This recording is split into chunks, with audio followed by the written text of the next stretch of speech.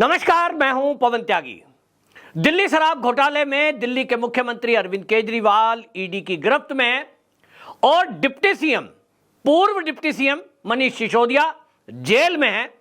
लेकिन अब अगला नंबर एक मंत्री का आने वाला है जिसका नाम है आतिशी मारलेना। जी हां, आपने सही सुना, आतिशी मारलेना, जो अब इस समय केजरीवाल की कैबिनेट की मंत्री हैं, आए दिन प्रेस कॉन्फ्रेंस करती हैं और वो केजरीवाल के बचाव में ये तक कहती हैं, उनका दावा है कि घोटाला हुआ ही नहीं। आए दिन नए नए खुलासे वो ईडी के बारे में करती हैं, लेकिन शायद अपने बारे में खुलासा करना उनको अच्छा नहीं लगता और अब ईडी उनसे ये पूछताछ करेगी कि जो घोटाले का रिश्वत का पैसा है वो आपके जरिए उसमें कितना पैसा खर्च हुआ और आपकी जानकारी में उसके बारे में क्या क्या आपका विचार है। जरा प्लीज हमें प्रेस कॉन्फ्रेंस में आपने बहुत बताया, आप जरा कार्यालय में आकर बताइए।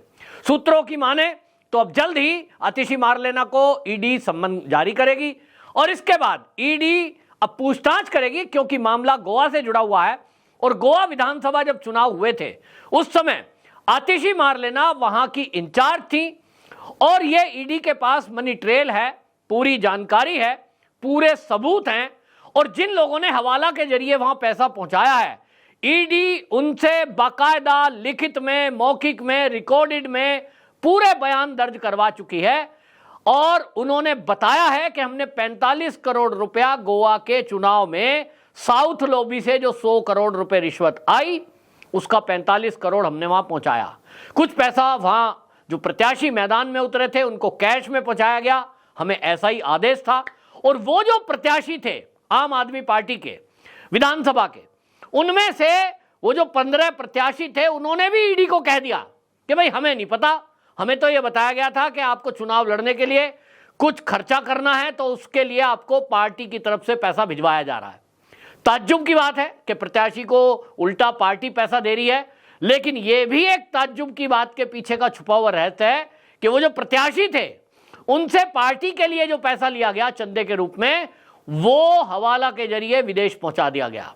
ईडी का ऐसा कहना है, यानी वो सरकारी जो इनका अकाउंट है पार्टी का, उस पार्टी के अकाउंट में पैसा नहीं लिया, नाम मात्र को दिखाने के लिए लिया है। ज्यादातर पैसा उसका कहीं हवाला के जरिए देश से बाहर कर दिया गया, कोई कहता है बिटकॉइन में लगा दिया गया और क्रिप्टो करेंसी में भी उस पैसे को लगवा दिया गया, यानी किसी एक खास व्यक्ति के खाते में वो पैसा पहुंचवा दिया गया। अब उसको डील कौन करता है, यही ईडी कड़ियां जोड़ रही है। लोगों का कहना है, ईडी के सूत्रों का कहना है कि वो अरविंद केजरीवाल हैं, क्योंकि पार्टी के संयोजक भी हैं। तो भाई अब इस मामले में लिंक जुड़ रहा आतिशी मारलेना का है, क्योंकि जिन लोगों ने पैसे दिए उन्होंने बता दिया हमने दिए कि कविता पहले ही जेल के अंदर बंद है और साउथ लॉबी के जो मुटुंगा हैं जिसके बारे में आतिशी और ये बाकी लोग जिक्र कर रहे हैं कि बीजेपी को चंदा दिया इसलिए उसको छोड़ दिया, इसलिए नहीं छोड़ा, वो सरकारी गवाह बना। सरकारी गवाह जो बन जाता है कोर्ट उसके साथ नरमी बरतती है। फिर ये माना जाता है कि जब ये अपने आप ही सारे राज खोल रहा है तो ईडी इसको पकड़कर क्या करेगी, इसको जब बुलाएंगे आ जाएगा और तारीफ पूरी जानकारी मिल जानी है। तो सरकारी गवाहों को हमेशा से कानून के अनुसार ये है उनको छूट मिलती है, कानून के अनुसार उनको छूट मिल गई। अब सुनने में यह आ रहा है कि आम आदमी पार्टी के परिवहन मंत्री और कानून मंत्री जो हैं उनको भी ईडी ने पूछताछ के लिए बुलाया था इसी गोवा के संबंध में। उनका नाम है कैलाश गहलोत।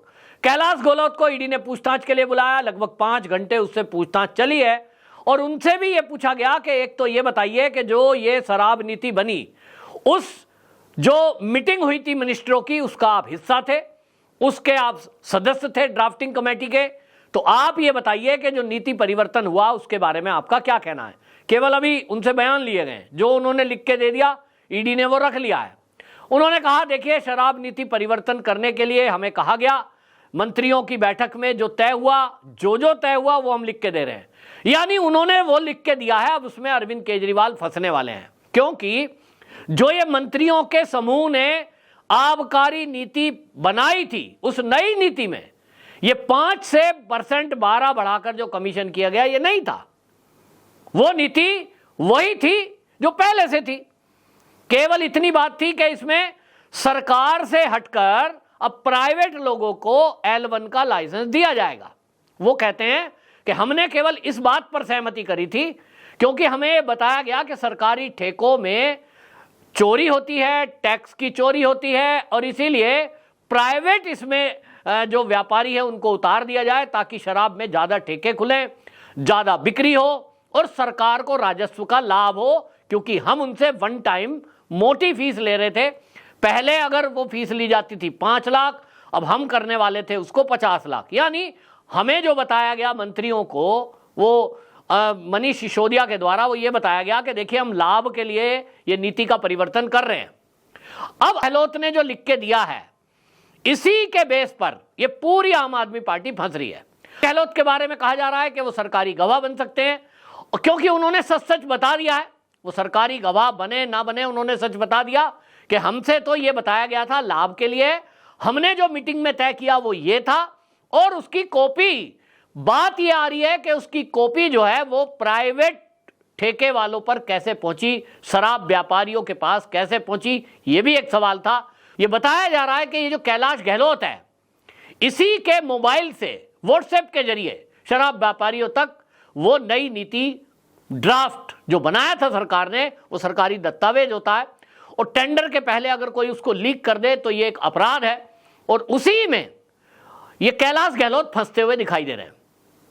लेकिन इसका जवाब इन्होंने अभी ठीक नहीं दिया है। हालांकि ईडी के पास वो पुख्ता सबूत है कि इन्होंने 3 सिम को बदला है, फोन नंबर सेम रखा, IMEI नंबर बदलता गया।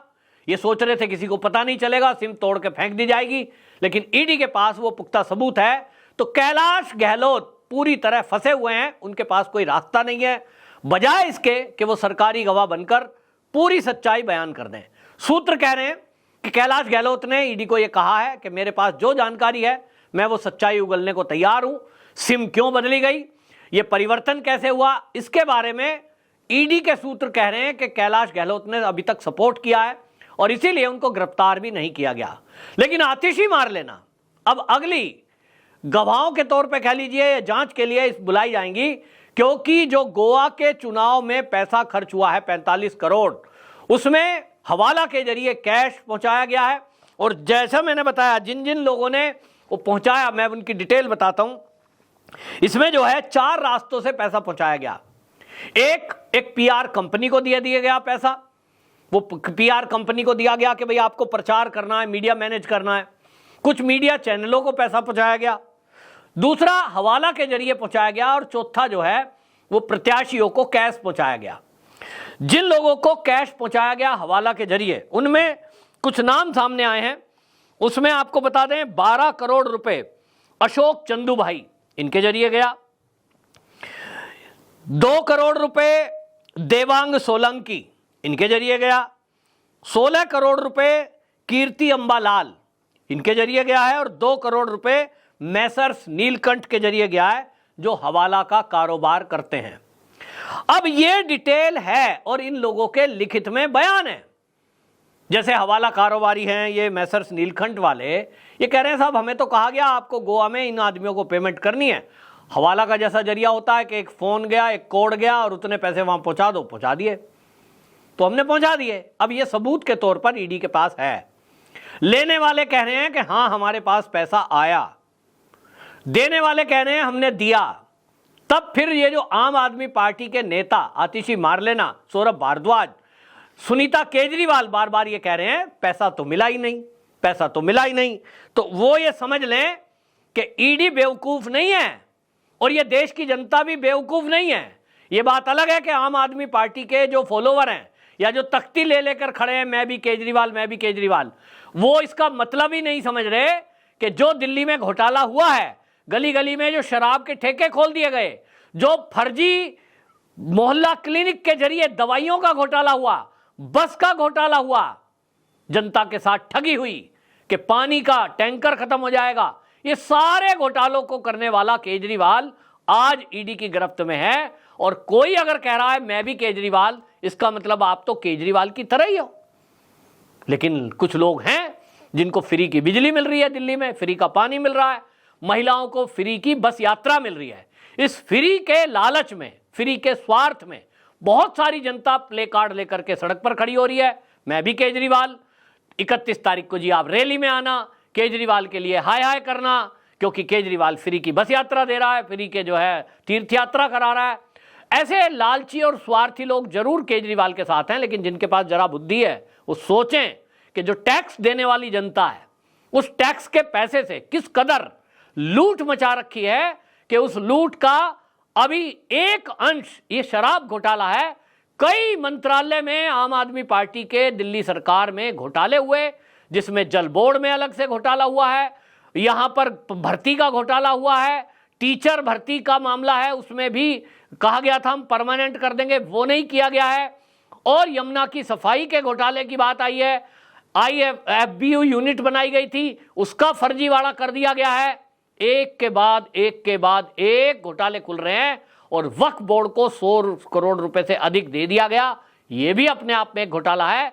दिल्ली में मस्जिदों के मौलानाओं को तनख्वाह दे दी गई सरकारी खजाने से, इसका भी एक गलत घोटाला है। 15 से 20 बड़े बड़े घोटाले इस केजरीवाल सरकार के हैं। आतिशी मार लेना अब जो सफाई दे रही हैं कि ये तो जी फोन का कोड पूछ रहे हैं क्योंकि उसमें हमारी योजना दर्ज थी। आम आदमी पार्टी ऐसी एक पार्टी है जो भारतीय जनता पार्टी का 400 पार के आंकड़े से भी पार है। 7 सांसद हैं कुल, मतलब जो खड़े हैं चुनाव में, ज्यादा 10-15 खड़े हो जाएंगे पूरे देश में।